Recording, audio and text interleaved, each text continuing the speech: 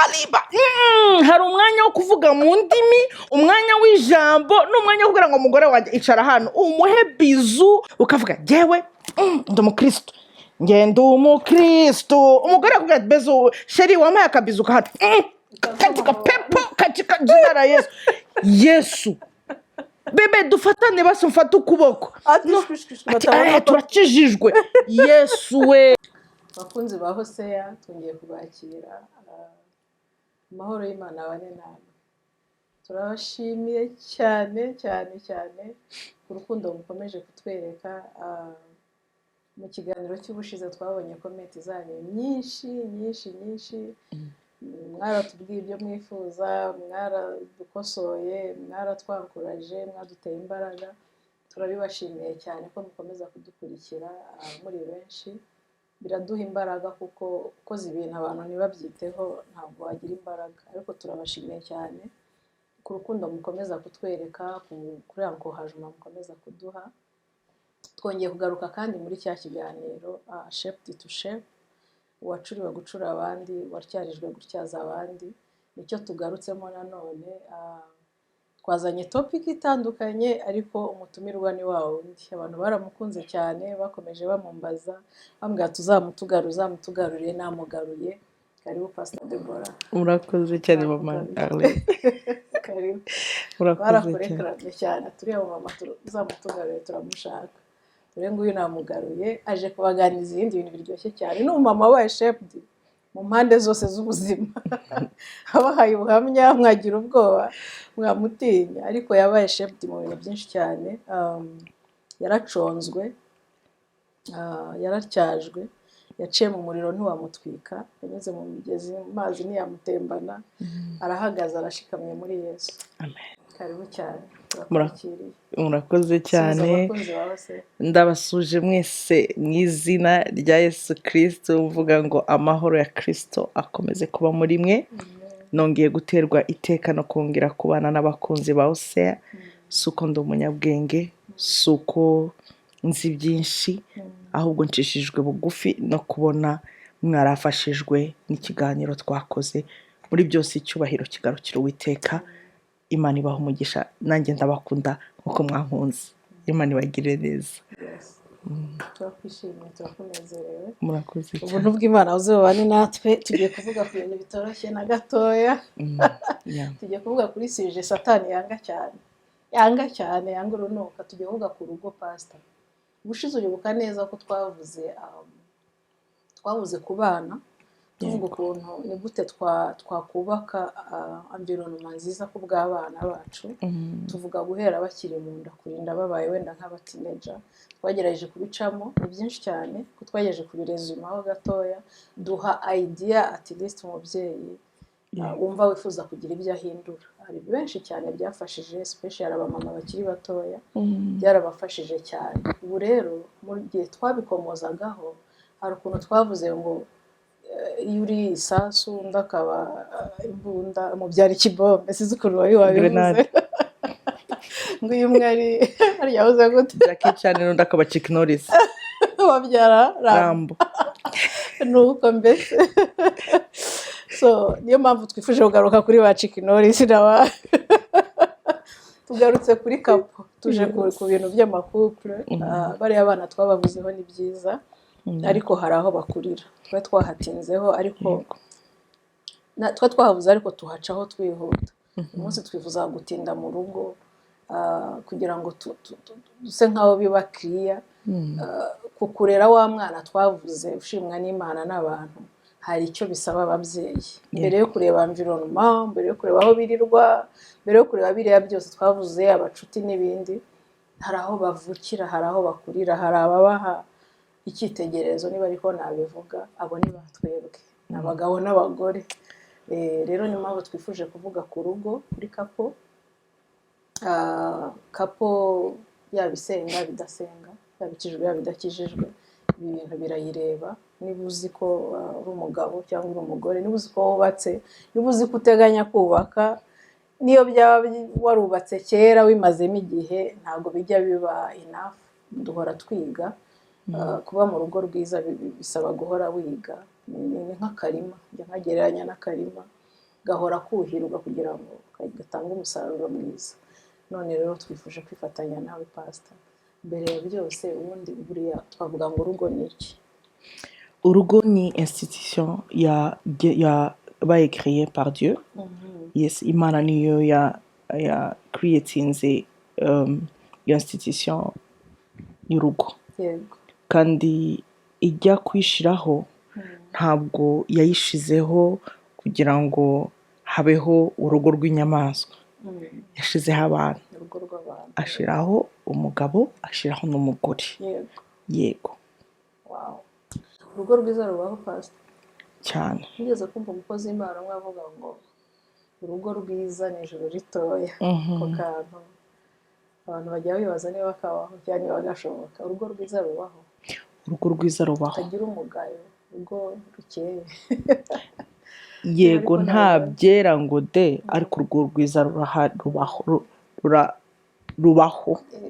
Ariko kugira ngo urwo rugo rube rwiza habaho uruhare rw'abantu babiri.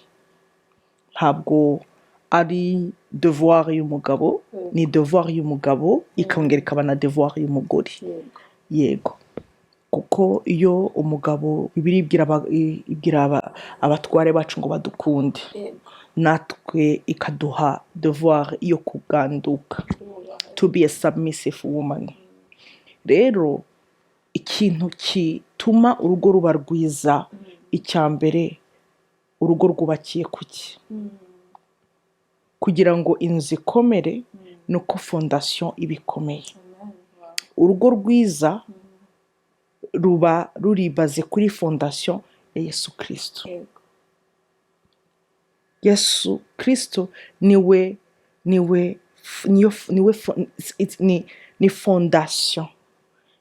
Iyo yabaye fondation yacu, akaba center ya mariage yacu, nta kibasha kunyeganyeza urugo rwacu. Yes. Kuko iyo ari we ari yo centre, nta kibasha kutunyeganyeza. Tuba twegamiye umugabo ukomeye. Rero iyo ari hagati muri twe, buri wese c'est comme si urabona iyi nzu icyaza cyose nta cyabasha kuyigira parce que inzu za hano barabanza bagacukumbura bakajya deep bagashyiraho fondation noneho bakabona kubaka. Rero natwe iyo twubakiye kuri Yesu ntabwo tujya dukoza isoni, tujya dukorwa n'isoni. Umugore n'umugabo bubakiye kuri Kristo barumvikana kuko baba bavuga ururimi rumwe. Baba bavuga ururimi rumwe, bavuga mu cyongereza bavuga the same language. Rero iyo Kristo ari muri twe tuba umwe. Iyo Kristo ari muri twe habaho kwa kubahana. Umugabo aha value umugore we kuko abazi responsibility ye ko ari gukunda umugore. Nakunze ikintu Miles Monroe yavuze. Yaravuze ngo the responsibility of a man is to cultivate a woman. Wow. That's so deep. Umugabo wanjye na cultivatinga azabona the precious, the gold that is in me. Igihishe muri jewe, ubutunzi buhishe muri je. Ntabwo azabubona ikintu udaha agaciro ntugitaho umwanya. Ariko nimba umugabo wanjye avuga ati uyu mudamu Imana yaramumpaye, there is something in her that I need to cultivate, to bring out. Ni impano zo muri twe mubona zisohoka. Kubera iki? Araza akabona impano iri muri wowe akagushengera, agahagarara mu muhamagaro, akagushigikira. Kubera iki? Urukundo iyo ahari urukundo byose birashoboka kandi habaho no kugira ihishuro. Buriya iyo ufite urukundo urahishurirwa. Bizana anointing. Kubera ko urebye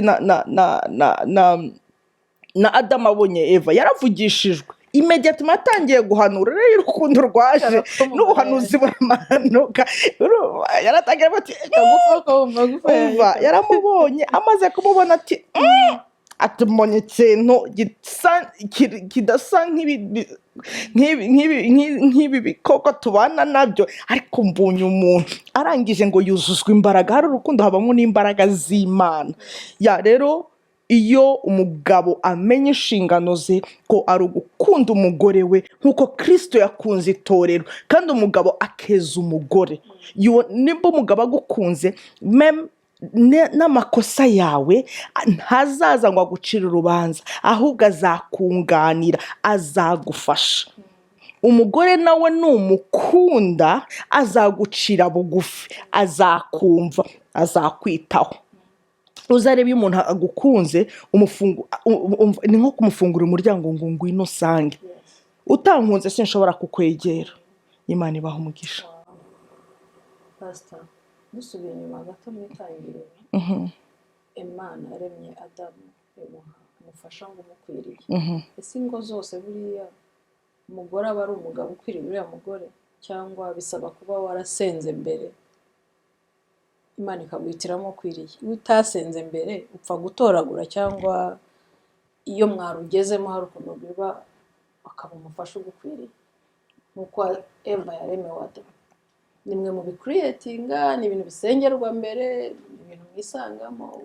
Umuntu abwirwa n'iki ko umuntu bari kumwe ari umuntu? Reka nkubwire, iyo ushaka kugura izahabu ujya muri bijuteri, washaka kugura inyama ujya muri busheri. Umuntu yaravuze ngo nushaka ubwami bw'Imana no gukiranuka ugakora ku mutima w'Uwiteka, umugore wifuza ahishe mu mutima w'Uwiteka. Rero bivuga ngo ni Uwiteka. And he who find a wife and find a favor ku Mana, bivuga ngo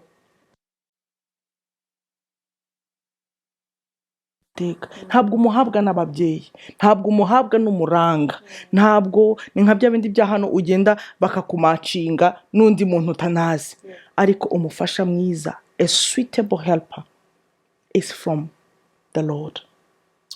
Iyo uri umugabo cyangwa umusore uvuga ngo ushaka gushaka, you go in the presence of God.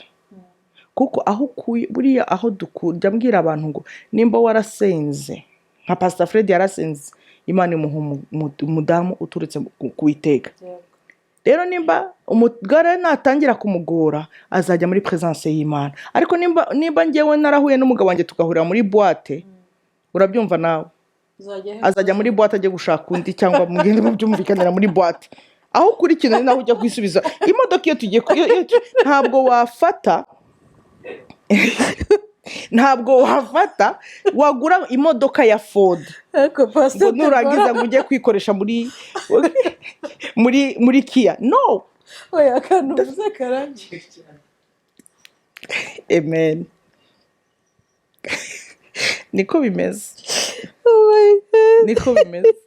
Umuntu wasabye Imana kangasubiramo, murasabye Imana umugore iyo munaniye ajya muri presence y'Imana. Iyo mwahuriye muri boîte cyangwa mu kabare, urabyumva nyine, mugenda kubyumvikanira aho mwahuriye. Niko bimeze, niko bimeze. Ubuze kundijije.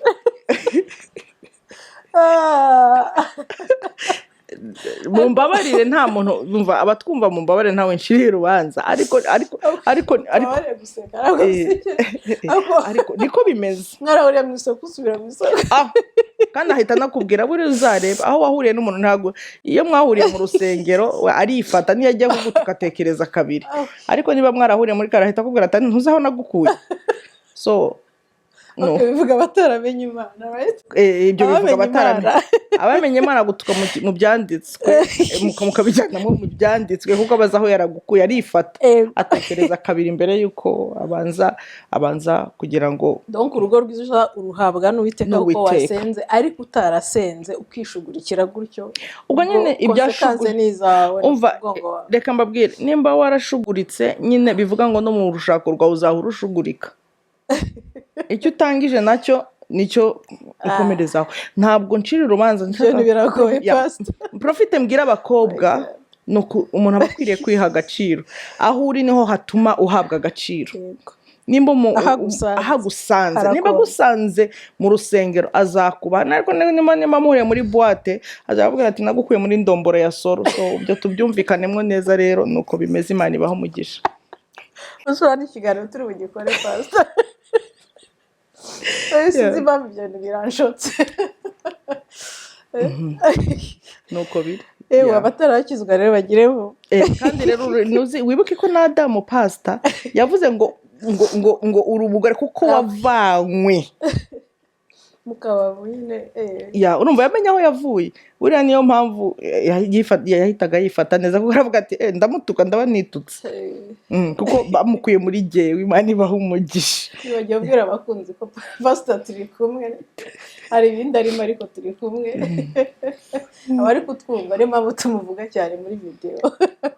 Ntibagiye kubibwira abantu, baraza kutwumva tuvuga pastor Fred, kandi twicaranye hano. So nubwo mbisetse ntabwo bisekeje, birababaje kuko hari umuntu utarabwiwe Imana, hari umuntu utarakuriwe mu muryango ukijijwe, hari umuntu vraiment uba wagendeye just mu isi, ariko nta muntu ugeze amupreachinga amubwira ibyo byose. Nta n'uwamuhannye mbere yo gushaka ngo amubwire ko agomba kubanza kujya mu butayu gusenga n'ibindi n'ibindi. Akaba ari kutwumva aka kanya. Nemera Imana imubere papa, nemera Imana imutange, nemera Imana imubere umuranga. Hari akantu yigeze kumva na mukozi w'Imana Pastor Rutayisire yavuze ngo yigeze kujya imbere y'Imana ayisaba umugore mwiza, umugore uvuye ku Mana, umukobwa wayo. Ariko biramubwira ngo ntabwo naguha umukobwa wanjye kuko ushobora kuzambera umukwe mubi. Banza ugende wiyigeho, wiyisuzumeho, wishakishe kugeza igihe ubona ko uri umukwe w'Imana. N'uwireba ukisuzuma ukabona ntabwo uri umukwe w'Imana, kuko icyo gihe yabisabaga hari uko yari agihagaze. Niwireba ugasanga udakwiriye kuba umukwe w'Imana, ntungaruke imbere nsaba umukobwa wanjye. Naragenda ngo yikoramo umurimo kugira ngo abe umukwe w'Imana. We yagiye yikonsidera nk'umukwe w'Imana, nk'aho umukobwa agiye kumuvana mu biganza by'Imana. So agomba kumudissolvinga, nawe agomba kuba ari umukwe w'Imana, ari umuhungu wa wundi Imana izagire ukavuga ngo umuhungu wanjye babita gute, my son in law. Umukwe wanjye to azajya muri akavuga ati umukwe wanjye Lucifer, So byatumye yisuzuma, yikoramo umurimo munini cyane kugira ngo abashe kunezerwa Eve. Pastor uransekeje. Imana ifasha abantu batarakizwa n'ukuri bakizwa. Reka nkubwire ko kuba mu Mana nta kintu cyiza nko kuba mu Mana, kubera ko iyo muri umugore n'umugabo mwashakanye muri mu Mana haba fear of the Lord, habaho kubaha no gutinya. Hari ibintu udatinyuka kubera indangagaciro zuriwe. Not kubura umunyarwanda, no, kubura umwana w'Imana, cyangwa uri umurundi, cyangwa uri umukongomani, cyangwa uri umuki. Rero iyo uri umugabo wamenye Imana biroroha cyane cyane kugira urugo rwiza we n'umugabo n'umugore wawe. Ariko rero iyo utaramumenya nyine, reka mbabwire, hanze ya Kristo nta mahoro. None se umugabo yaba yaraye n'urugero, nta muntu uncira urubanza, ni wowe uzi umutware wawe. Umbwira ufite umugabo kwa gatanu arambara ati umva tuzasubira kwa mbere, sibyo, tuzasubira kwa mbere. Yarangiza akavuga ngo vendredi méchant. Urumva niba ari vendredi méchant, urumva nyine agiye kuba méchant. Aragenda arakuvanga kuko ntatinya, nta gutinya Imana kuri muri we. Aragukubita kubera ko nta gutinya Imana kuri we. Urumva iyo ari muri Kristo ntabasha kubikora. Hariho, reka mbabwire, hari ukumenya Kristo. Umugabo wamenye Kristo akamugira muri we, akagira revelation who is Christ, ntabasha gukubita umugore we, kuko abazi icyo ijambo ry'Imana rivuga. Kuko yakubise umugore aba yikubise, kuko baba barabaye umwe. Umugore wamenye Kristo yubaha umugabo, n'ibyo yakora byose ahora yibuka ko umugabo we ari umutware w'urugo. N'ibyo yakora byose aribuka, niyo yacikwa araza agasaba imbabazi, bwa burakari bw'umugabo bugahosha. ushobora kuvuga ngewe ndavuga, ntabwo mvuga ibintu nabonye ahandi, ndavuga ibyo ngewe n'umutware wanjye tubamo. hari ibyo nshobora kubahuka n'ibyo ntashobora kubahuka, kubera uwo ndi we n'uwo nawe ari we, n'uri muri twe atatwemerera. Imana ibaha umugisha. namenye ingwe ebyiri, ntabwo ntanga urugero ku zo hanze, nditangaho urugero. namenye urugo rukijijwe n'urugo rudakijijwe. nabaye mu rugo rudakijijwe imyaka myinshi, ntabwo ari myinshi cyane nkurikije iyo mazemo rukijijwe, ariko habamo gutinya Imana iyo mwembi mukijijwe. mbere nashobora gukora ikintu nkumva ntaho yandega, turi kuvugisha ukwe, umva ntaho yandega. wari ikigenge muri make, nta mama, nta famiye mfite, urabibona. bakuru banjye mva ntabwo wankanga, arakuba n'ubwoba. ariko hashimwe Yesu watumye ukizwa. wari ikigenge muri make, waravuga arandegaye cyane. umwana wireze, urumva, umwana wireze ari imfubyi, bakuru bawe babona nabo badakijijwe bakora n'importe quoi, ugeraho kumva nta kintu kikimukanga. niba guhagarika imbere y'umuntu ukomeye ntabwo yagutera ubwoba. uwo ni we uri utarakizwa, uba wumva nta kintu utinya na kimwe, uri ntakoreka, uri ntakosorwa. uri Ben Laden, ndabivuga arabizi ibyo mvuga, arabizi. uba wumva aba ari Ben Laden, nta cyagukoraho, ibyo mvuga arabizi. so nabaga numva nta kintu yantwara, nta bibi najyagamo, nta kabari najyagamo, nta bintu najyagamo bibi, ariko nko kumusubiza ashobora kumusubiza uko nibone. nta kintu nabaga numva cyankanga, kandi nawe koko ukabona arabizi neza yuko ntaho yandega. yarazi abo mu rugo, kuzine na bakuru banyu bose yarabazi. so nyumvaga none yabiraka waramugari yaritoraguye nyine, nta kundi. urabibona muri kwa guhura bavugaga agukuye aho yiboneye ku isoko, agukuye he? yankuye mu rugo, yankuye mu kazi ka mero, yari yankuye hazima, ariko ukabona nta hantu yandega. ariko ndareba tumaze gukizwa, hari umwana yageze kutubwira akantu avuga ngo yajyaga muri boîte ngo none ntazasubirayo, turi mu kantu k'akamitingi n'abamama. avuga ngo sigaye ajya kujyayo, ngo akavuga ngo ariko ubu ngo nahura n'akanaka nanyweye cyangwa nakoze ibi nabigenza gute, nabamubabaje pe. kuva yagera mu rusengero yahise agira icyo kintu cy'ubwoba cyo kuvuga ngo mpuye n'uyu mumama imbere y'akabari cyangwa mvuye mu kabari nabisobanurana, agashaka ko duhora tumubona neza. nanjye niko byagenze maze gukizwa. navuga nti ahangaha yabona handega. agiye akabwira pastor wanjye ngo bimeze uko, narigitira he? uyu mugore ansubiza gutyo, umugore ankora gutyo, najya he? ako ko bagahita kinjira muri wowe, uhita wumva noneho hari aho udependinga. urabibona? yego. ako kanya ntago bita biba ngo Imana itangaye. ibyo ngibyo bizumaze gukura mu gakiza, ariko bitaraba ugikizwa. hari ukuntu itorero ritarimera nkaho ribaye umutaka wawe na bene so bakijijwe, bazi ko uri umwana mwiza, bazi ko wakijijwe, akavuga ko se ubu yabandegera byagenda gute. iyo umaze gukura mu gakizaho rero usigara uvuga ngo papa wo mwe atangaye, papa wanjye atangaye, papa wanjye atabona nabaye inshinzi, papa wanjye atabona nasubije gutya, reka mwerere imbuto. usigara wicekinga cyane uvuga ngo ntacumura kuyo mu ijoro, papa wanjye atangaye, bitaba gutya na gutya na gutya. urabibona? so izo ngwe ebyiri ni ingwe ebyiri zitandukanye. reka nkunganira aho ngaho, ntabwo ari itorero cyangwa ntabwo ari ugukura mu mwuka. iyo Yesu yabaye mugari muri wowe, hari ibintu bigenda bikuvamo. tellement que umucyo uza muri wowe, umwijima ukagenda. iyo Kristo atarinjira muri twebwe, tuba ingare, tuba ba Vashiti, tuba bande ba Goliyati. arabo pastor yavuga ngo ubusinga n'ubwega.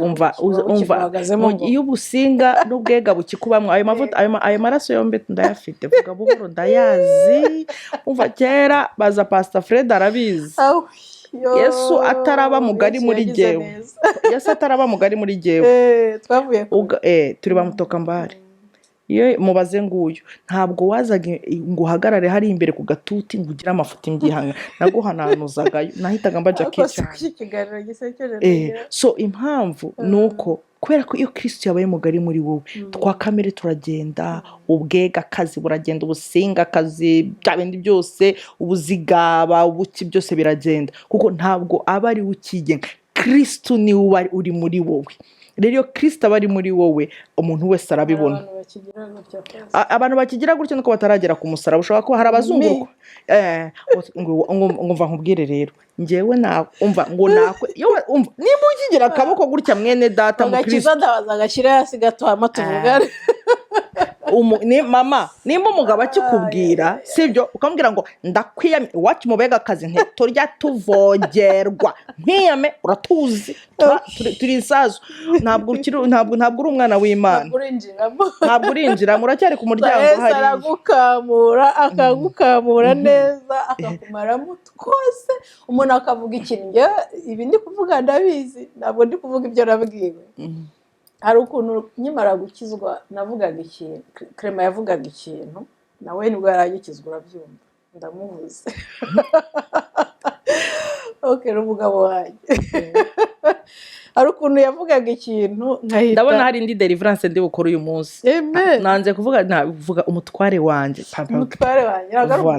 umugabo n'umutware ni biratandukanye. Vuga umutware wanjye na nyiri ikiganiro ari hari ahita mbyibuhayo. Hari ukuntu umutware wanjye yavugaga ikintu kera ntarakizwa nkahita musubirizamo atararangiza, noneho nyuma narakijijwe yavuga ikintu agasanga aho narebaga niho nyiri kureba cyangwa icyari kindangaje nicyo nyiri kureba agahita avuga ariko warakijijwe koko yaba ari kera yaba ari kera ubu uhise umva uzana umuriro faya nambwira wavuze iki nta nicyo nabaga numvise urabibona. Donc iyo Kristo yinjiye muri wowe vraiment usigara uri agafufuma kayaga iyo Kristo yinjiye muri wowe umva arakuyungurura. Uzwa kundi bajyaga bayungurura ifu y'igikoma bakagira gutya Kristo yinjiye muri twaratuyungurura noneho duhinduka parfait ku bagabo bacu, tugahinduka parfait aho twashatse, tugahinduka parfait no ku baturanyi naho dukorera no mu rusengero. Uruza rero umugore wananiranye mu rugo no mu rusengero abakazivanga ndetse n'umugabo nuko Imana iguha umugisha. Ndashaka ko tuvuga ku ngo zikijijwe ariko ziri guca mu bintu biteye ubwoba.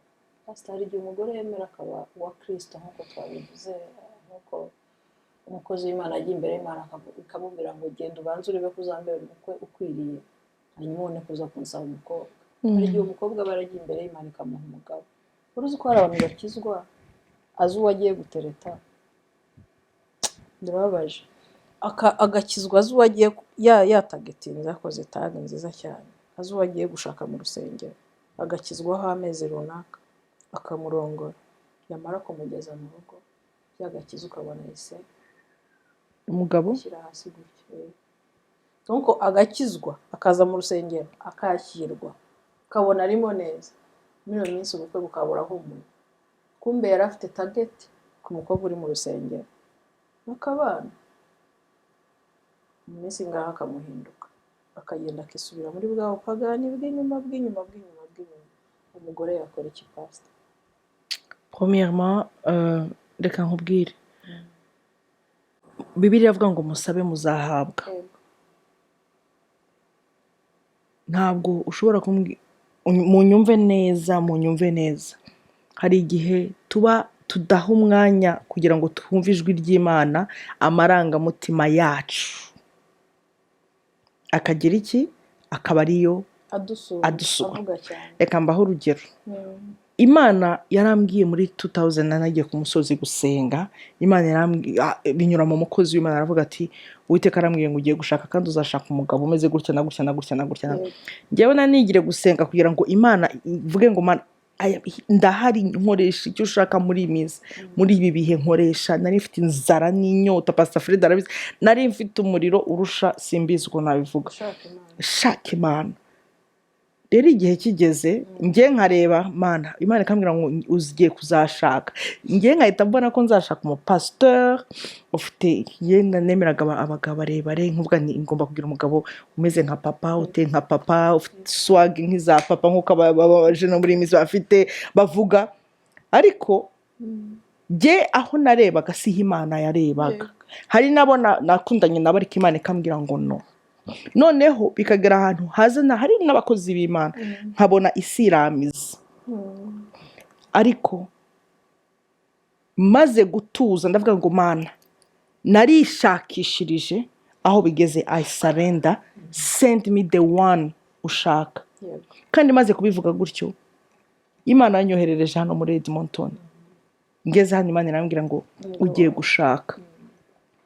Ikintu cyabaye niki, tuhura n'umutware wanjye, twari tuzinanye, twigeze guhurira muri Ottawa ahantu nari ndi mu murimo w'Imana, bari bampamagaye gusengera umuntu wari urwaye, ndamusengera, Imana ikora ibyo ikora ako kanya, Imana ikora igitangaza. Icyo nshaka kuvuga ni iki, sinigeze ntekereza ko ari ubu, ariko ngeze hano turahura, Imana irangenderera. Noneho nza kwibuka umukozi yaravuze ngo azaba afite uruhara kandi azaba kuruta. ko tudetayira tw'Imana igidutanga. Reka nkubwire, Imana iyo yasabye umugabo iguha detaye yo, kandi niyo uhuye nawe uramenya ngo nuyu, uhita umenya ngo nuyu, uyu umva. Reka nkubwire, Adamu se ko yabonye Eva immediately habaho uhita wumva ko uhita connection na conviction ku muntu. Reka nkubwire, ntuzarongora umugabo aba umva, twajyaga tubyita Pastor Fred arabizi, ba nyirakimuzanye b'abahungu barahari. Ba nyirakimuzanye hari nabo bita ngo fori kinzanye. Bane handira mugabo bakizwa ameza ngayo. Bakizwa njyewe nzi umukobwa yagize umva, yari umva mutumishi wa Mungu, agira mariage ku mugoroba mbere ko aryama ati mada ndebera musi igitanda hari ati mfungurira mitsinga ati ye wowe wavugaga mu ndima, nari muri fori kinzanye, nicyo nacyari cyaranzanye ni wowe, nari nzi kinzanye. Bene data bakobwa nshuti zanjye, guhitamo neza bigufasha mu rugendo. Ntabwo ari bariya bose bazamuye ibiganza barira cyangwa ubona bavuga mu ndimi, imbanza ubaza Imana, kuko Imana nibasha kureba mu mitima y'umuntu, nibasha kurondora, ifite scanner, iraskana aho tujye nawe. Ariko nurebesha amaso yuko uri inhari kugira ngo urongorwe, kuzinduka kare siko kuhagera. Tegereza iby'Imana bihabwa abarambije, abarambiwe bagiye. Niwe wicagurira bijyanye n'amarangamutima yawe, ubwo nyine uzahitana ibyo ngibyo nyine. Ariko nureka Imana ikaguhitiramo. Imana yampa, kandi ikintu gisekeje, Imana ishobora kuguha, wowe ushobora kuba ushaka ufite 6 packs ukazajyama muri kiriya gituza ukabura ijuru, ariko Imana ikaguha wa wundi w'urubavu ruto uzagufasha akagushigikira mu murimo w'Imana, agahagarara nawe akagusengera akakugira inama. Ariko wa wundi azakureba azahita agira 040 ngo gusubi yace ngo gikariye pare, akica umuhamagaro uri muri wowe. Imana ibaha umugisha. Nese Pastor, umukobwa aba we yarasanzwe ahazima, ntabwo we baba bamuvanye ku isoko, na nubwo baba bamuvanye ku kazi, na nubwo baba bamuvanye mu muhanda. We uriya musore niba wishushanyije akamusanga mu rusengero, we yemerewe gusubira imbere ya papa. Yes. Akamubwira ati data wo mu ijuru ndapfuye ntabana. Yes. Igihe cyo nagira uwo mukobwa, turi kuvuga ibintu nibyo turi guseka, kandi rwose tugomba kwishima iteka. Ariko hari amakesi umuntu abazi, ibi umuntu yari kubivuga, hari ibyo uhita ubona mu maso yawe.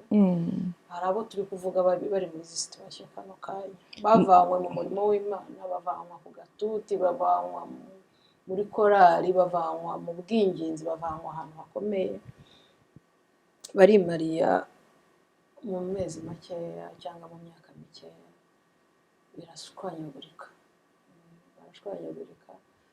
kandi wabizi neza ko kuva mu buto bwe bashyira kugira ikintu ubwira uwo mubyeyi. Ikintu nabwira uwo mama, nakubwira ngo jipe moyo, haracyari ibyiringiro, haracyari ibyiringiro. Subira kwa data, subira kwa data, ongera usubireyo. Ijambo ry'Imana rivuga ngo nimuntabaze ndabatabara. Tabaza Uwiteka. Imana ibasha gukora ibirenze ibyo twibwira n'ibyo dutekereza. Ndashaka kukubwira ngo ibi ngibi wanyuzemo bifate nk'imfashanyigisho uzafashisha abandi. Unyumve neza, turibwa rimwe na rimwe, ariko rero icyo nakubwira, haracyari ibyiringiro. Jya ku mavi, ku mavi, aha ku mavi kuri Minisiteri Karago no ku mavi niho byose bihindukirira. Umugabo wazahinduka agusanga aho uri, sibyo? Kugira ngo umuntu aguhagurutse kugira ngo urabagirane, umugabo naza agahora abona usenga, ijuru rizamugenderera. Yosefu yari agiye kubivamo, marayika aramusanga. Nawe nuhagarara neza ku musozi wawe ugakomeza gusenga, ukiringira Imana, ukamusengera, ntumucire urubanza. Iryo ni ryo kosa tujya tugira.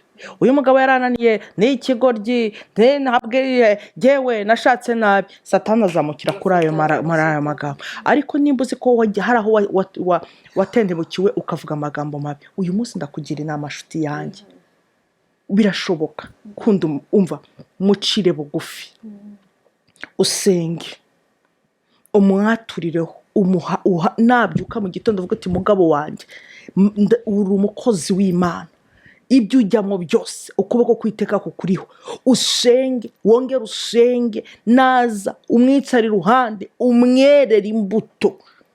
Naza akabona wazutuye iminwa, azajya kwa Chantal amuhe bizu. Bivuga ngo karagita yawe nihinduka nawe azahinduka. Hari igihe twifuza ngo abagabo bacu bahinduke, ariko natwe twagakwiriye guhinduka. Amen. Rero inama nakugira mama, senga, usabe Imana ikuyobore. Uvuga uti Imana, nyereka inzira zawe, nk'ubwenge hano hantu. Ndahari umugore nkunda, Abigail. Uriya Abigail yaranyigishije. Umugabo yakoze amakosa, urumva yari agiye gutuma n'urugo rwe rwose rupfa. Buriya umugabo amavuta atemba ava ku mutwe. Rero umugabo bitagenda neza no mu rugo bitabigira. Ariko iyo nkawe umukozi w'Imana wa mubyeyi mugenzi wanjye we, icyo ukora ba nka Abigail, ujye ku birenge bya Kristo. Abigail yagiye kuri Dawidi, jya ku birenge bya Kristo uvuga uti Mana ndihanye ibi byaha byanjye, umugabo wanjye akora ndihanye n'ibya. Mana rengera urugo rwanjye, rengera abana banjye. Mana ndifuza urugo rwiza. Mana njye n'inzu yanjye tuzagukorera. Ntabwo wamamagariye gukorwa n'isoni. Nubwo bimeze gutyo uracyari Imana yanjye, ukatura. Reka nkubwire, uzabona Imana ikoze ibitangaza. Uzabona Imana ikoze ibitangaza. Ururimi rwacu rurarema cyangwa rugasenya. Ugomba kwatura neza, ukamwitwa mutware wanjye. Reka njyambwira, nimba uzi ko ufite ikintu, uzaze nguhe inzaratsi za Gikristo. Niba ngombwa hinduka, ubyuke mu gitondo umugorore uti Mana mu izina rya Yesu kungore mu mutima. Ariko nuvuga cyane akakumva weru wako, uvuga uti n'izina, uvuga mu ndimi ratalebusha, nayambara mu izina rya Yesu imbaraga zo mwijema, karande ziwabo zose Mana ndazitwikisha umuriro wa Yesu, ndazitwikisha umuriro w'Imana. Ukagorora, warangiza ukamutegurira icyayi ati Mana uko muhaye kino cyayi, reka gubwe neza, reka iki cyayi gihinduka amaraso Yesu Kristo. Ubwire nurangiza umutekere, ujye mu gikoni uteke, mugabo wanjye ngutekeye ibi byo kurya. Reka nkubwire, uzabona bihinduka. Nta gitabo uzagenda ngo ugure. Dore ariko ibanga y'urugo rwiza, dore ngiye mama. Aha niho hari ubwenge, aha niho hazakwereka ukuntu bigora. Ariko nuza Pastor Deborah, uko nshaka mbana njyewe n'umutware wanjye bitandukanye nuko mama Arlette abana n'umutware we, bitandukanye nuko Pastor Fred abana n'umugore we. Buri rugo rwese rufite amahame yarwo. Ariko ndakubwira mwene data, haracyari ibyiringiro. Umwaturireho neza, umukunde. Mumbabura aka kantu ngiye gukoresha. Nimba unaryamye nawe asinziriye, agire ngo uramufumbaze, uvuge ngo Mana kumufumbaze, reka bari kumugota, imbaraga zawe zimugote, amaraso Yesu. Ariko ntubigire ngo akumve, ubigire mu ibanga. Umufashe gutya mu izina rya Yesu, nguhaye Kristo, ndamuguhaye Mana, nguyu ukoreshe, mufate mateka. urebe ko hari aho azajya. nta kintu Yesu adashobora. Nta kintu Yesu adashobora. Urugo ni ubwenge, inshuti yanjye. yaranagiye yagaruka. narabibonye nabonye hariho umudamu Pastor Fred aramuzi, ubu ni umukozi w'Imana. Umugabo yari amutwaye kandi amushoreka muri umuna we, ariko mbere ko bagenda baramudishye, bafata rakrete barayimuhondagura, bafata inzira bagenda kurya vacation ahantu mu kindi gihugu. Ariko muri umuna w'umudamu, umugore araza aransanga, ndyama hasi iminsi 3, namwe reka dusenge. Umugabo yaje nk'iyagatera. Byose bikorerwa hano. Yes. Gusa mu gihe hagitegereje uwo mugabo, njye namugira inama imwe no gusenga. Nibyo navugaga ku mavi. Gusenga birarinda, gusenga bitanga ubwenge, gusenga bitanga imyitwarire, gusenga bikurinda kwiyanga, gusenga bikurinda depression. Yes. Gusenga bigutera kwikunda. Buri ikintu cyose cyananiranye, njye nagira umuntu inama yo gusenga. Kandi gusenga biguha kwihangana. Bitera kunesha. Biguha kunesha. N'ubyo njyewe reka nguhe kano gatemonyage. Nzi umudamu umwe yari afite umugabo, noneho uwo mugabo buri munsi aramubwira tugiye kuzaba umuyaya. Akajya agenda, umugabo akazana umukobwa. Umugabo agahita avuga ati niko tuzanire jus n'amazi, akanabazanira no gukaraba. Igitanda cyabo baryamaho nk'umugore n'umugabo. Umugore akabikora, bagenda akaza agasasa, umugabo agataha. Umugore akomeza gusenga, bigera igihe Imana iramwumva. Hari uwundi we nzi mu Rwanda, yajyaga kwa gatandatu byabaga bizi ko arara hanze hamwe n'imbwa, atemere kugira ngo aryame muri annex hamwe n'umuboyi. Nkararana nawe, mbese nari naramubonye ikiraka cyaveye. Tukarara dusenga paka mu gitondo akabyuka akagenda agategurira. Nkamubwira nti ntunarakare, ntunababare, uve muri presence y'Imana, genda umutegurire icyayi, genda nurangiza nagenda ufate ugende nawe uruhuke. Ariko ndababwiye tuvugana, umva ni Romeo et Juliette bari mu rukundo. Yes. Ubugwaneza bw'umugore bwaramugaruye. Nawe ndakubwira mugore mugenzi wanjye, birashoboka mama. Gusenga byose bishobokera mu gusenga. Byose mu gusenga. Ibanga no gusenga no kuba mu ijambo. Mu gusenga uzahabwa imbaraga zo kwihangana, uzahabwa imbaraga zo gukomera mu kigeragezo. Ariko iri jambo niho haramo uzakura instruction yuko uzitwara Imana igumugisha. Hagomba guhoraho expectation, cyangwa yakwisengera agakizwa akamaramaza akajyamo neza, agasubira handi yakuwe muri wa murimo w'Imana, agasubira muri kwa kuririmba, agasubira muri za mbaraga z'Imana, akikunda, akimenya, akamenya abo yabyaye. Nta expectation nini afite, kuko wenda bishobora kumara imyaka myinshi cyangwa ntibinagaruke, ntibibeho. Nazo kese zo zirahari zabatagaruka. Pe akagenda agiye akazarumva ngo yaranarongoye. Urabibona? Kandi icyo tugamije si uko nyina ngo azaburira amahoro muri urwo rugo rushyashya yagiyemo. Kese nazo zirahari turazizi. So njye numva nabwira uyu muntu gusenga, ariko agasenga ashyize Yesu imbere. Ntashyireho expectation yo kuvuga ngo ndamuhamagaye mu mwaka agaruke, ndamuhamagaye mu byumweru biragaruke, ndamuhamagaye mu mezi 3 agaruke. No, ibyo bintu bishobora kumumena umutima, kuko hari kese batagaruka pe. Sinzi niba bakoze muri Mathieu amasengesho turafata, ariko barahari. Ariko numva nambwira ngo yirunduriremo, ajye ku mavi nk'uko twavuze aviology, asenge, ahamagara Imana, anareme n'ibyo avugaga, abireme, amureme, amwatureho avuga ibyo, ariko expectation ayigabanye. Nukuri hari abakomerekeramo, bagakomerekeramo nabi cyane. Umwaka umwe ugashira undi ukaza, ukabona aragenda ashira umureba, n'ibirwara bikazamukiramo n'ibikene.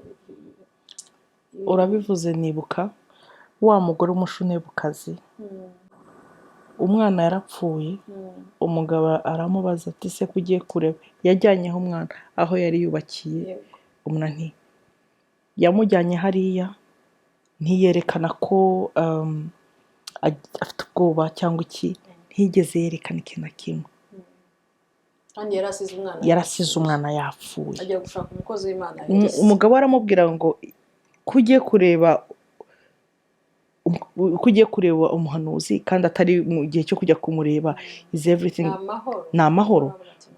njya nkubikunda mu cyongereza ukuntu ivuga ngo all is well, it is well. attitude ugira mu kigeragezo ni determina victoire yawe. aka kantu mukumve neza. attitude ugira mu kigeragezo idetermina victoire yawe. attitude yagize yamuhesheje, urabona naho Gehazi yaraje, she said it's okay, go, until yaravuze ati I'm determined kugira ngo ngende mukoreho. uriya mugore yaramaze imyaka 12 ava. She didn't care ko yakomeza, yarapursuwinze until amukozeho. abona muke. Yes, vuga uti byose mbishize ku kiganza cy'Uwiteka. Nk'uko uriya mushunebwekazi yabikoze, yamushize ku gitanda aravuga ati aho musize amavuta yaho ndahazi, imbaraga zaho ndazizi. aho umukozi w'Imana yarara ntiyamujyanye ku gitanda cya se na nyina, yamujyanye. Yes, nawe mushire mu biganza by'Uwiteka. nurangiza wite, ijambo ry'Imana ratubwira ngo niwita ku byanjye nanjye nzita ku byawe. That's it. nangiza yite ku by'Imana, ita ku by'Imana. akunda abana be, akunda ibye. No, first mbere ko ndabanze yikunde. Yite ku bye kabisa. wikunde. numara kwikunda ntushobora utanga icyo ufite. nimba ntibabariye, nimba ntikunze, sinzababarira kandi sinzakunda. numva yuko niyibabarira akikunda and you forget the past. ijambo ry'Imana ngo ibyakera mu byibagirwa, dore ngiye kurema ikintu gishya. iyo distance iri hagati yo kwibagirwa no kurema igihe gishya harimo transformation, harimo healing, harimo restoration. So nicyo nabwira uwo mudamu mugenzi wanjye, mukobwa w'Uwiteka, ndakubwira ngo all is well. saba Imana yongere ku restore, yongere gukize, kuko ninkira Imana ikongera ikampembura, nzahembura umuryango wanjye.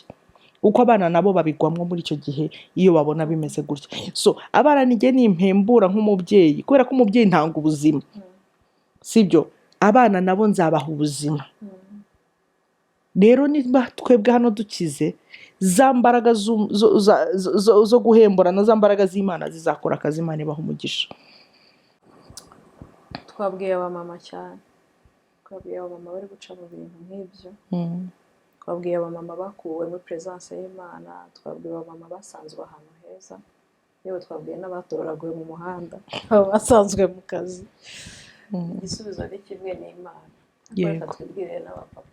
njyewe mbona karimo karanyiruka. kambanze nk'icyayi ku mbere ko numva ibyo mugiye kuvuga.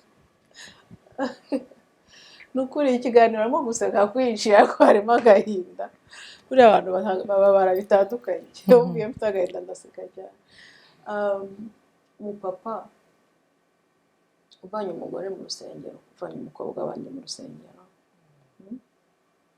ukamujyana iwawe, utangira kumuca inyuma, utangira kumutuka, utangira kumutoteza, ubu uba wumva wishingikirije iki? kandi abo tubabwira n'ukuri, hari igihe dutinda kubabama no kwihangana kw'ababyeyi, ariko tukibagirwa kubwira aba bagabo. siko usanga rimwe ari n'abakozi b'Imana pastor, harimo n'abakozi b'Imana babikora, ntabwo ntinya kubivuga. uzarakara azarakara. hari igihe usanga no kuri harimo n'abantu bamenye Imana banayikorera, ugasanga aracyacita umugore, aracyamuca inyuma, aracyagera nuko mu rusengero akaba umugabo mwiza wubaha Imana, akunda Imana, ariko mu rugo agahinduka intare, mu rugo akavuga nabi, agatontoma, mu rugo yakwinjira abana bagakangika. numva aba bagabo nabo hari icyo bakeneye kubwirwa pastor. ntabwo bakoze mu mabuye, bakozwe n'aba bantu batatu, bafite umubiri, bafite amarangamutima, bafite n'umwuka wera. kuki bo tutababwira nabo bagashyiramo akabaraga? mugabo washyizemo akabaraga, nawe ukagerageza ukagira imbabazi. niki kigutera gukora uzi ko hari abagabo ahisha umugore we ukajya wasa umugore we ukajyana umushyitsi uri mu rugo za telefone irimo amakode n'utubazo n'udutangaro na twa virgule kode za zindi niyo wararugenda utayivumbura kandi uwo ni umugore murarana umugore wakubyariye abana n'umugore ugutekeraho n'umugore ugufasha bya bindi byose niwo wandi ubwira ngo hindukire sibyo ugasanga aravuga iteka akamucecekesha nta jambo agira kandi ni ukuri ahagaragara akagaragaza ko byose ari amahoro ariko bari mu rugo usanga hari ayandi marerite uwo mugabo nawe akeneye kubwirwa pastor ntabwo ari ikidakorwaho ntabwo ari igitangaza Pastor Fred anyumve amfasha ankava ari nganga reka nkubwire iyo wamenye Kristo ukamwakira ukabatizwa ubicyaremwe gishya dufite abantu bakiriye Kristo ariko hari umuntu yigeze kuvuga ngo iyo histoire igivuga ngo umugabo umwe yarahagaze ngo aha umugore umwe wari ufite igitebo niba ari kimenyeke niba ari cyavoka aho kugira ngo agikureho agishire inyuma ngo yakicaranye imbere akomeje yikoreye icyo kinani mu modoka yicaye imbere ariko aracyafite cyane natwe hari ibintu naho twamenye Kristo tutajya dushaka kugira ngo duture ukaba umukozi w'Imana ariko ugifite ubusambo utarapfa kuri kamere utarakizwa Kristo ngo akugeremo basi ibintu turi kuvuga ni rero ndabizi kuri guhari n'ibintu kurahari kandi naranababonye benshi akaba vraiment ni umukozi w'Imana ariko aracyakora ibintu by'igipagani birenze urugero guca inyuma umugore wawe mubyaranye 3 4 5 tubivuga uko biri ariko ukumva aracyakeneye ka gakobwa k'imyaka 18 17 what do you think wakiriye Kristo ariko hari indi si ukirimo nturashanje adresse umuntu akeneye deliverance pastor yes umva hari uruhare rwa deliverance kandi ntabwo turi kubabeshya no ibyo bintu birahari Imana irabyerekana birahari turabizi hanze nta nubwo ari kure tubizi hafi hari umushuti wanjye nari mfite yajyaga ava muri practice no kubora no gusengera abantu no practice no gusenga yarangiza yagera ahantu yabona umukobwa agahita afata bibi akayisunikisha ukuguru agashira hari yarangiza agakora ibyo akora tuvugisha hari igihe tuvuga Yesu ku munwa ariko atari muri twe nkuko muri company habamo abantu ba full time baba bafite benefits zo kuzana ariko umuntu wa part time nkubwiza ukuri nta benefit abafite byose arakora arararura byose dufite rero n'abantu bitwa ngo ba pastor bari part time bataragera ku musaraba bataremerwa basizwe n'abantu kubw'amarangamutima basizwe n'abantu kubera ko hari icyo babashakaho aho kugira ngo basiga amavuta ya Elayo babasiza amamesa musore kuvuga gutyo kuko niwambwira ngo uri umugabo warakijijwe uravuga ijambo ry'Imana warangiza ukagenda ugasambana uba mu rusengero n'umugore wari hari ukagira umugore n'abana ariko ukabikora hanze mu dukobwa utuntu turi aho ngaho uratukisha izina ry'Uwiteka ngo ni ubuki hari ngo ni ubwega reka urazi ikibazo gihari pastor uzaza dukora ikiganiro dusomere noneho ikibazo gihari ntibaramenya Kristo waramenye Kristo Bibiliya iravuga ngo murinde icyo mwahawe siko bivuga ijambo ry'Imana pasi birinde icyo wahawe rero iyo ntacyo ufite nta n'icyo ukoresha uzarebe iyo dufite mwuka wera araza akakubwira ati please have iyo mu absence ya mwuka wera urakora ubikigenge so mukozi w'Imana reka gutukisa ibintu ni bibiri bivemo ugende ube umusambanye noneho ntabwo waba umutambyi ngo nurangize ugende umanura amajipo y'abakobwa reka tuvuge ukuntu ibintu biri mukozi w'Imana uratukisha Imana kandi babazi ko Imana itabyerekana Imana irabyerekana nuzi ko nta nubizi n'umugore watabizi n'abaturanyi nabo musengana batabizi hari ababa babizi abantu Imana yishurije baba babizi stop rekeraho guca inyuma umugore wawe, rekeraho gusambana, rekeraho kwirirwa uhunahuna mu dukobwa ngo tugifite iki ntumbaze. rekeraho kubabaza umwana w'Imana, nubwo atakuvumbura, nubwo atabizi, ariko rekeraho ngaho. ikintu nakubwira, reka nguhe ubuhamya bw'umupasiteri byabayeho. Umupasiteri yari afite indaya, nifite n'iyo video, yari afite indaya ajya agenda agasambana nayo, noneho arayibwira ngo uzaze mu rusengero nguze umunwa wawugize ngo yes no. Yari afite indaya bajya baryamana akayiha amafaranga. Ni umupasiteri ufite itorero rinini. Noneho narabyiboneye n'amaso yanjye. Noneho abwira uwo mudamu ngo noneho nuza ku rusengero, uzaze ku cyumweru, uzaza umeze ngo nawe azameze ngo.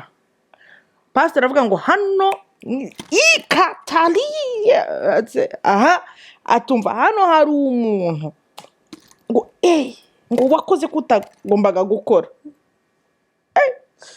Umukobwa aragutse ati kandi umuntu araha kuko arabonye aho umukobwa yicara, yaramubwiye aho yicara. Umukobwa araza ngo anyway. Pastor araza kugira ngo byerekane ko yakoze igitangaza. Aravuga ngo ihana. I'm sorry, narakuje. Icyabaye niki? Pastor aravuga ati ndakubabariye. Ngo itorero namwe muramubabara ati turamubabariye. Arangije ngo reka dusenge. Father, have mercy on her. Ndategeka umunwa ngo nugaruke. Garuka atangira kugira bya ngo aragira gutya, arangije agira. Rero pastor aragira ibyago, urebe Satani ajya hinyuza abantu. Noneho akora ubwo bari bumvikanye amafaranga ari bumuhe. Indaya ihora iri indaya. Arangije arategereza kwa mbere ntiyamuha, kwa kabiri ati ukanyuma amafaranga. Ati twakoze diru, ujye ukansambanya buretse nkwereke. Ahamagara televiziyo. Satani uramuhishira akagushira ku karubanda. Uzi ikintu cyabaye? Yahamagaye televiziyo ati dore ukuntu byagenze, amwereka n'aba SMS, amwereka n'amafaranga ajya amwoherereza. Nuko rero mugabo yafekinze. Rero shuti yanjye, Satani atazakumwaza. Abo bana bazabona papa wabo kuri televiziyo ngo papa wabo yasambanya ari pasiteri. Uwo mugore uzaba umva ushenje umutima we, umenaguye umutima we, mugabo kwakiri kare wabivuyemo. Ni ukuri saba Imana ikugenderere. Kuba pasiteri ntibivuga ngo ntiwakwihana. Mera nka Dawidi yarasambanya ari ajya gusha, yambara ibigunira yikubita imbere y'Imana. Nawe haracyari ibyiringiro kuko n'umuryango ururinjiza. Aba bana ururangiza, hari undi muntu uzaza akangiza abawe. Niko bimera. Icyo biba nicyo usarura. Icyo biba nicyo usarura. Nawe warabyaye umuhungu, uzi uwo muhungu azavamo iki? Arastepinga muri step zawe nyine. Aho uvanye ikirenge niho azakandagira. Umuhungu nawe azakora kandi bizakubabaza. Ako gakobwa kawe ejo bundi nikagira 17 kagatajya teretwa n'ibigabo bingana nawe ukungana uko, bizakubabaza, bizagushegesha umutima. Utekereza kubiri imbere, reka kureba irari ryawe nawe. Kandi nta kintu kidakira pastor, nta kintu kidashoboka. Bibaboshye najye kwa Deliverance. Pastor Fred araharaza. Buriya reka nkubwire, ashobora no kwiyemera akumva ati jewe nzaba nikojeje isoni, ariko akantu gato kakakubuza ijuru. Ako kantu gato ubusambanya ijipo. Hari umuntu yavuze ngo ngura mugabo akunda inkumi ku buryo nabonye n'ijipo yanitse hariya yayanura ziko abonye umukobwa. Ibaza kugira ngo bavuge umuntu gutya. Birababaje, ariko umenye ngo uwibahetse ababwiriza uri mu gongo. Icyo biba nicyo sarura. Kurabwira uwo muhungu waramubwira ngo uzaca umugore inyuma. Ese reka mbabwire ikintu kimwe. None se reka mbabwire.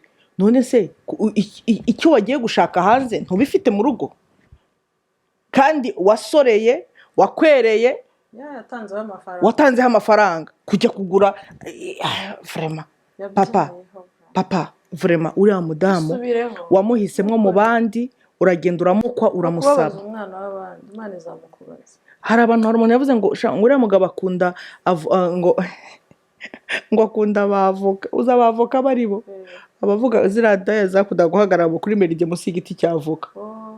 yes bahita babita imagine bavoka kumenyekanwaho iryo kumenyekana n'iryo zina ariko umenye ngo nanone ibaze ingaruka ziba iyo umukobwa amaze gukura ese uri uwo kwande ndi uwo kwa Karori Karori wajya gusanga papa wawe yaryamanye n'abo baho ngaho imediatima bakabwira umuhungu ati umuhungu wacu rero ntabwo warangwa uriya mukobwa kubera iki byihorere se yarararuraga ibyo abonye byose ndabinginze yes ibyo dukora bigira ingaruka ku bana bacu ndazi ibyo mvuga ibyo dukora ababyeyi bigira ingaruka ku bana bacu Imana iguhe umugisha kubona umwana witegereza papa we akabona akumva yifuje gusa nawe cyangwa umukobwa wifuje gusa na nyina cyangwa umuhungu wifuje gusa na se uzi ukuntu bitera ishema pastor nabo barahari ntabwo turi kuvuga babi gusa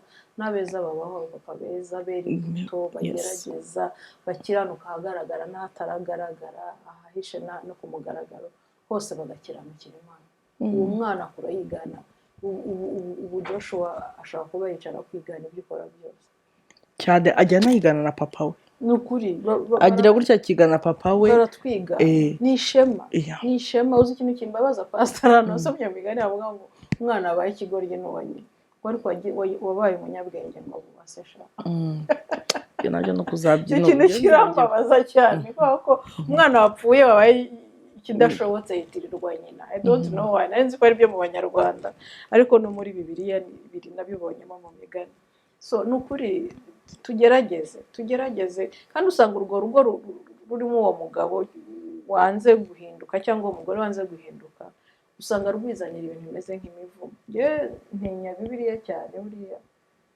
ndareba nuza Adamu yari mu kazi yari busy mu kurema yarakoraga cyane twese turabizi Eva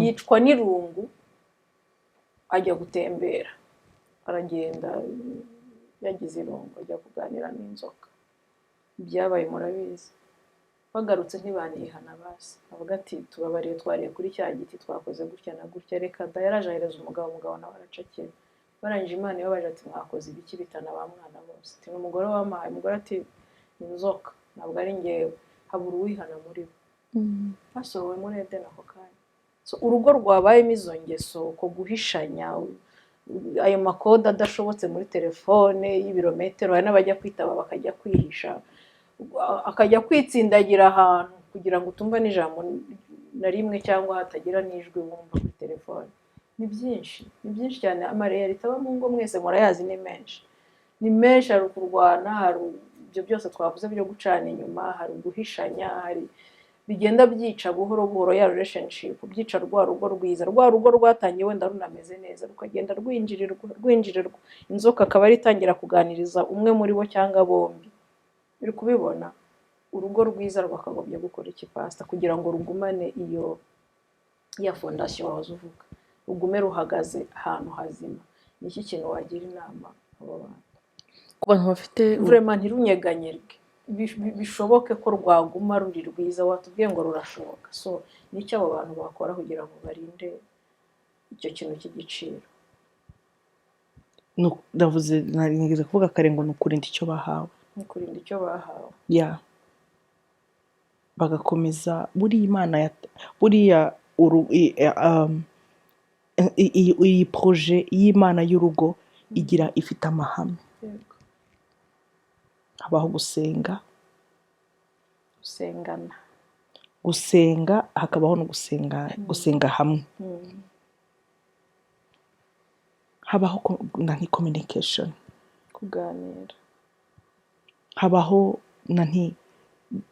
hariho communication hakabaho no guhana umwanya umugabo wanjye utampaye umwanya ngo tuganire ntuzamenye ikiri mu mutima wanjye habeho kuganira akantu kare wambwiye nakonze nakanditse kakwibutse avuze ngo umugore wakunzwe aho niho nari ngiye kugenda ariko n'akavuze rero umugabo nakunda umugore we ndagasubiramo n'akandi nakavuze umugabo nakunda umugore we umugore azamwubaha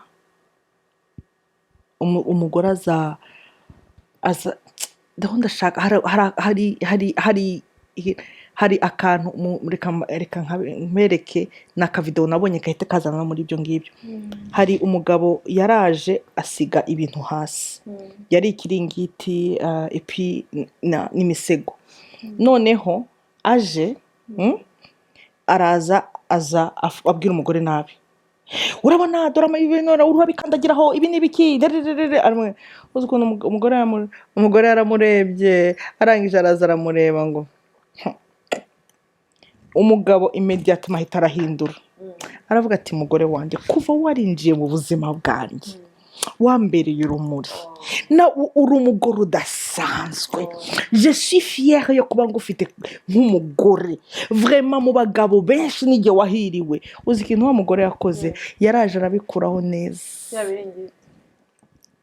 aragenda abishyira hariya, arangiza ati mugabo wanjye pardon, nakoze ibitari bikwiriye. Arangira ngo ushaka amazi yo kunywa, urashaka gukaraba, urakaraba n'amazi akonje n'amazi ashyushye. Icyo mbivugiye neza, umugore wese yifuza kubwirwa neza.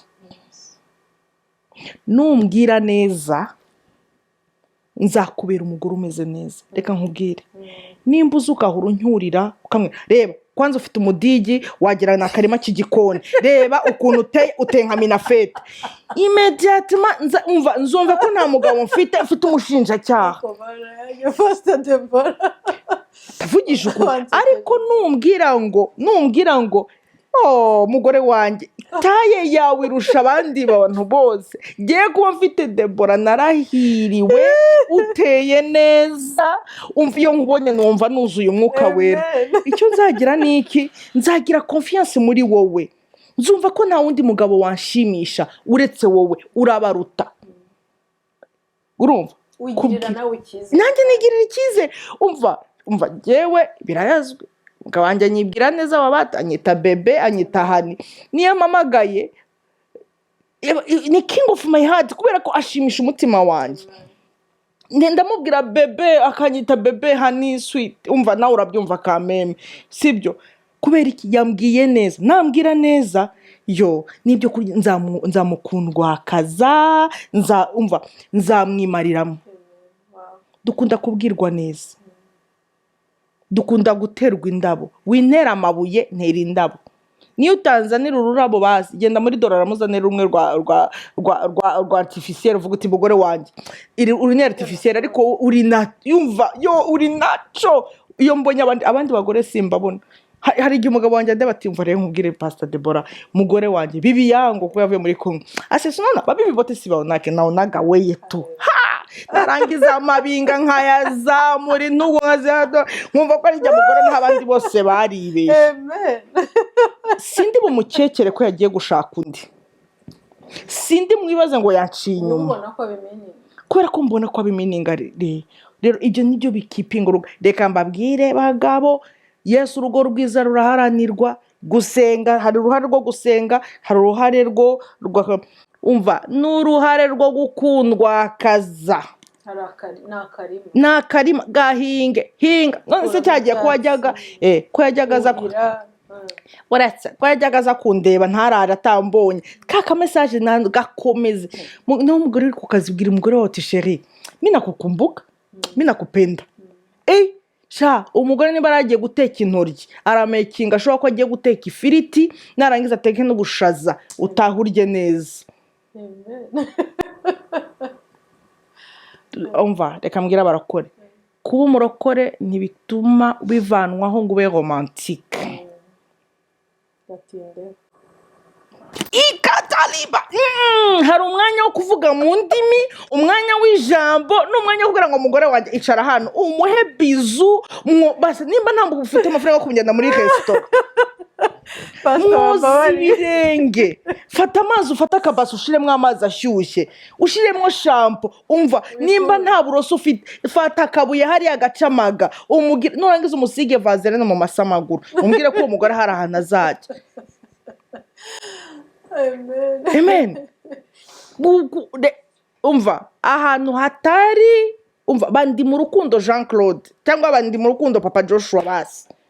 nukuri ndi mu rukundo no ushatse umva ube mu rukundo reka nkubwire ntabwo umva kuba romantike ntibikuraho umwuka wera hari ibintu twihaye ukavuga jewe ndi umukristo ngenda umukristo umugore akubwira ati bezo sheri wampaye akabizu kahati katika pepo katika jina la Yesu bebe dufatane basi mfata ukuboko turakijijwe Yesu we umva hazaza undi muhungu uzi gutanga keya agutere kinyotera ureba aho ngaho nurangiza uvuga ngo ni Yesu ntabwo ari amapepo yabigize ni wowe none se urumva Eva atarashutswe n'inzoka kandi Adamu ari ku kazi ari mu mwuka bagabo mudushakira umwanya ngiye kuvuga ku bagabo turashaka mudukunde turashaka muduhe umwanya muduhe mubeke romantike kameme ntihe kuba romantike nkorera basi na kacyayi n'irindazi unzanire mu cyumba nduzuzwa urabona nk'ubu papa hari uwadukoreye icyayi Imana imuhe umukozi w'Imana ndiho ndakanywa kakamanuka neza naho atari papa Joshua anointing iri kuri we amen ni ukuri nurangiza hari ikintu tujya tugira nkundira umuryango hari abagabo badukunda ariko ntibashaka imiryango yacu ntabwo wankunda ntukunda umuryango wanjye aho urambeshye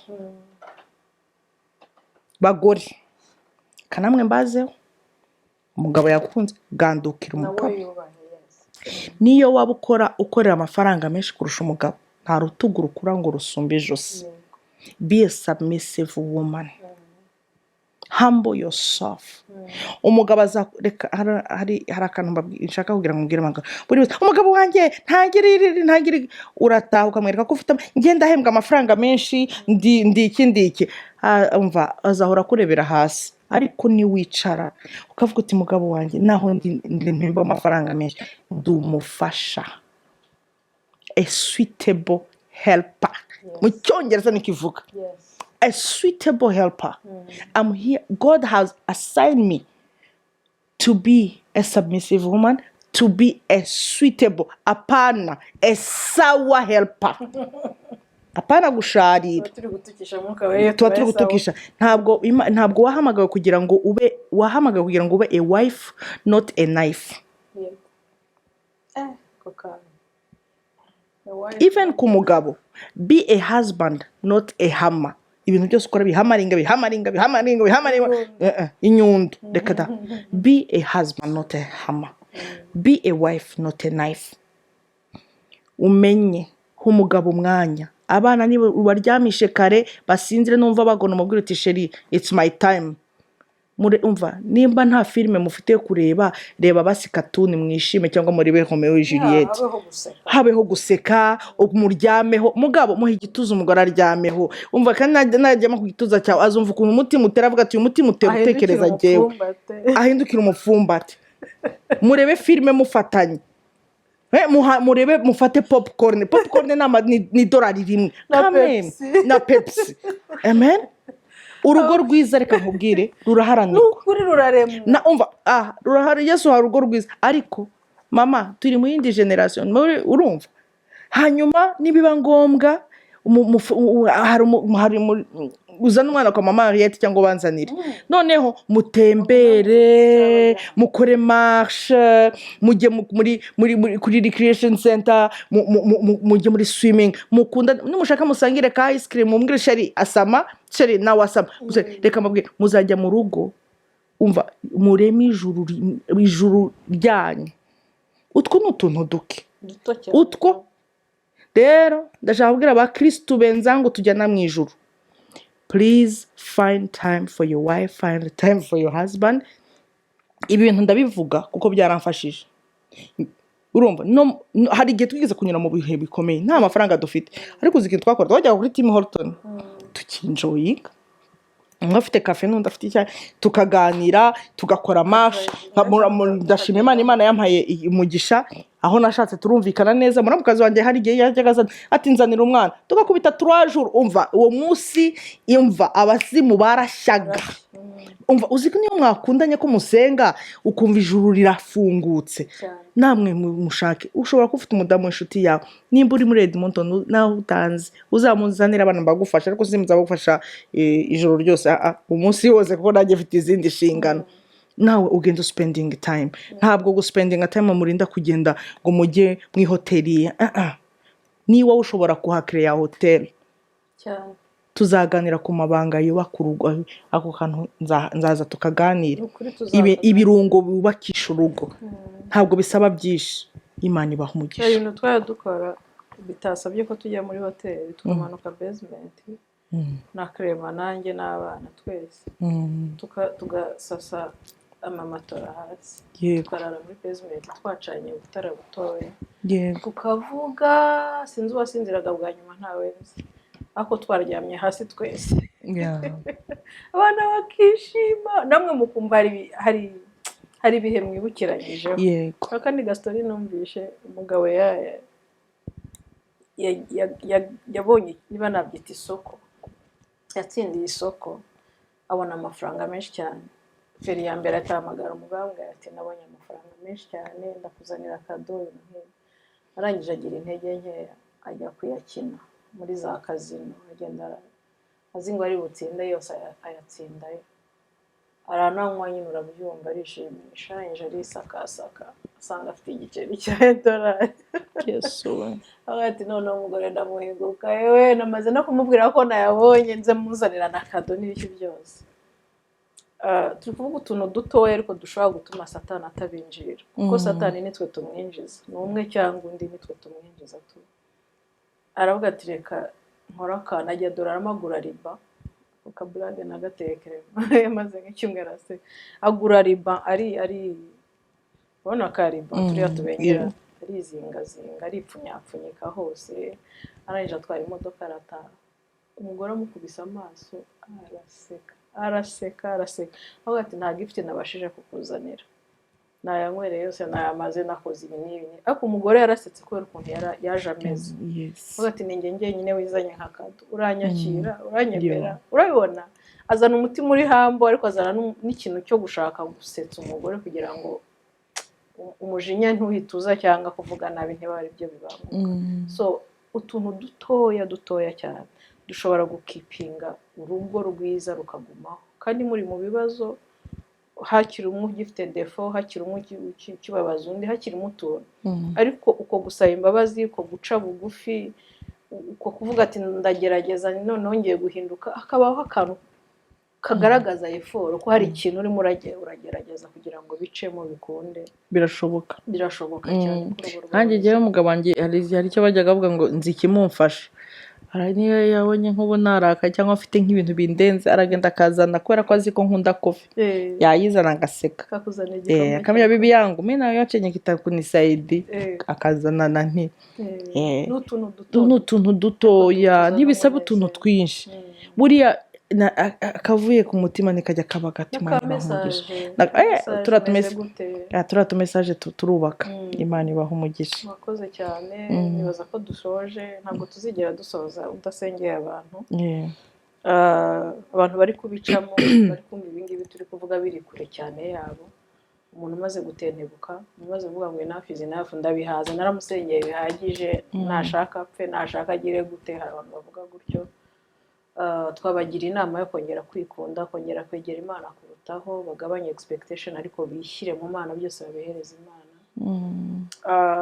abantu bari guca amastori ingo zigira realite nyinshi ubu nta na kimwe cya 10 tuvuze kibintu bibera mu ngo hari ibyo tutavuze bitera ubwoba cyane Imana nitugira ubuntu tuzagenda dukora kuri buri gasuje ariko sengera abantu muri rusange Imana ibaha amahoro utarakizwa kizwe abagabo twaze tuvuga bakijijwe cyangwa bafite n'amatitire runaka bisubireho bahamagara umwuka wera arabohora bashake deliverance hagira ikintu gikoreka ntiwumvire ibi bintu gusa hagira ikintu gihinduka sengera abantu na mbere ko ngira icyo mvuga ni kimwe waba uri hano wa mupapa waciye inyuma umugore ukavuga uti uyu munsi ndumva aya magambo muvuza nkozeho haracyari ibyiringiro Dawidi yari umwami ariko yaciye bugufi ashishimura byose. Nawe birashoboka mukozi w'Imana, wenda si abagabo gusa, hari n'abagore baca inyuma abagabo, ukaba waraciye inyuma umugabo, cyangwa ukaba ugenda uvuga umugabo wawe nabi. Uyu munsi nawe ni uwawe, kugira ngo urinawusinge. Tugiye gufata akanya gato twihane ku bakoze ubwo busambanyi, ku baciye abagabo inyuma, kuri bya bindi byose uzi waba warakoze. Hari n'abantu tuzongera tuganire mbahe témoignage, ni histoire vraie y'umugore yabonye ngo umugabo atakimuha umwanya, aragenda, mumbabarire mpite ndangiza aho dusenge. Yego, nta kibazo. Noneho wa mudamu abona nk'uko nkabona papa Joshua ntakinyitayeho, ashinzwe abamama muri eglise, papa Joshua ashinzwe chorale. Noneho ndangije ndagenda, inshuti ye arayibwira ati giye mugabo ntakinde, baramubwira ati ngwino tujye kururira mupfumu, hari akantu ari buguhe. Aragenda, none hazanye iyo miti, aho kugira ngo yicara asangire n'umugabo, ahita baramuhamagara ngo ku rusengero hari umumama, baramushaka abamama. Asiga ashize bwa burozi bamuhaye mu byo kurya. Wa mugabo ahamagara umukobwa we, barasangira. Guess what? Cyagiye umugabo arangije kurya bwa burozi bumwinjiyemo pastor, atangira gukunda umukobwa we, atangira kugira irari ku mukobwa we, kuko niwe babisangiye. Ubundi uwagombaga yari yabizanye kugira ngo umugabo nabirya atangire kongera kugira envie y'umugore we. Icyabaye ni iki? Nuko wa mugabo yahise atangira kuryamana n'umukobwa we. It's a true story. Byabaye muri Côte d'Ivoire. Noneho atangira kuryamana n'umukobwa we, bigeza n'aho amutera inda. Niwe muti w'abapfumu. Agera n'aho amutera inda, umugore aza kwatura. Impamvu mbivuze, muma muri hano, ndakwinginze mu bibazo urimo kunyuramo, mugabo mu bibazo urimo kunyurana, ninde nshuti yawe kugira inama. Ku rusengero hari umukuru w'abamama, hari mama pasteur, kuri wowe mudamu mugenzi wanjye, nawe mu papa. Ku rusengero mufite umukuru w'abapapa, mufite na pasteur wariya w'umupapa. Begere ndakwinginze, urugo rwawe rw'exposa, kuko siko bose bari mu rusengero mu byumva baje. Hari n'abaje amasatani mu rusengero. Uwo nguwo uwo mudamu wamugira inama n'umuntu ari mu rusengero. Ushobora kuvuga ngo nta torero mfite. Hano dufite Pastor Fred, arahari. Nimero ye iriho kuri hose irahari. Mama Arlette yagufasha. Nanjye ndahari, nta kibazo mfite. Niyo waba uri mu Rwanda uzampamagare. Twabaye shaped to shape others. Tuzakugira inama. Nubwo waba uri umupapa twakugira inama. Tuzagusengera, tuzakuyoborera mu buryo bushobotse bwose. Data, mu izina rya Yesu Kristo w'i Nazareti, turagushimiye kubw'uyu mwanya, turagushimiye kubw'aka kanya keza. Mana, ndasengeye aba bose baguye mu mutego wa Satani.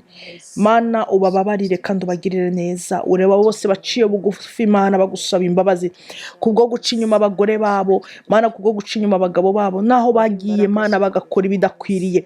Mana, ubibababarireho Uwera wa Isirayeli. Reka imbabazi zawe zibabeho, reka amaraso yawe yongera abeze mu izina rya Yesu Kristo w'i Nazareti. Data, ndasengeye ingo zose zirahangaha, Mana, y'abakumenya n'abatarakumenya. Ndakwinginze Uwera wa Isirayeli ubagirira neza. Ndakwinginze Mana, ugenderera ingo z'abakozi bawe. Mana, hari n'ababana batabanye, Mana, hari n'abiyemeje gushushanya kugira ngo Mana igira neza amazina yabo, Mana igira neza atazavugwa nabi hanze. Ndasenze Uwera wa Isirayeli kugira ngo ubagirira neza. Papa, ongera wubake, Papa, ongera usenye mu izina rya Yesu Kristo w'i Nazareti. Mana, mu ngo ndarandura umwuka w'ubusambanye, ndarandura umwuka wo gucana inyuma, mu izina rya Yesu Kristo. Mana data ndafata mpiri Imana umwuka wa divorce au nom de Jésus turawujugunya mu nyanja y'amakamuziriro n'amazoko mu izina rya Yesu. Mana turahambira imbaraga zose z'umwijima. Ijambo ryawe rirambwira ngo ibyo tuzahambira bihambiriwe, ibyo tuzahambura. Ndahambura urugo rwiza, ndahambura gusenga hamwe, ndahambura gushira hamwe, ndahambura Mana kugira ngo abagabo babone maturite papa mu izina rya Yesu Kristo. Abagore bongere guhagarara, bagomba guhagarara. Mana ndagushimiye wera wa Isirayeli, abo bose Mana bumva bihebye papa ongera bashiremwe ibyiringiro nyagora ku ngoma. Urakoze kibirengeye, uha umugisha buri wese uzareba izi nyigisho, reka zizamufashe papa yabukijwe n'udarakizwa. Mana ndagushimiye ko hari n'abazakirizwa muri iyi Mana muri iki kiganiro. Mana ndagushimiye ku byo uzakora kubw'imirimo n'ibitangaza, ni mu izina rya Yesu Kristo mbisabye nizeye, amen amen. Shalom.